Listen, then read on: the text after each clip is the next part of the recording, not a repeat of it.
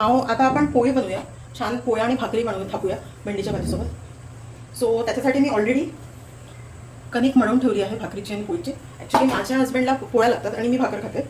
So आपण सुरुवात करूया पोळ्यांपासून.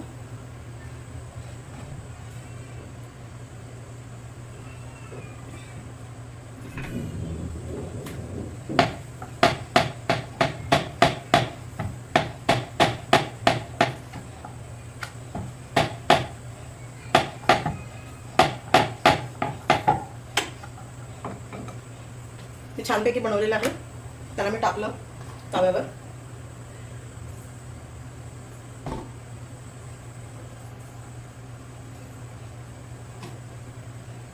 पोळ्या करताना पोळ्यांना जास्ती असं भाजल्याचे डाग नाही आले पाहिजे, म्हणून फर्स्ट टाइम थोडीशी शिजली की पोळी पलटवून टाकायची. थोडं मध्यम आचेवर ठेवते मी.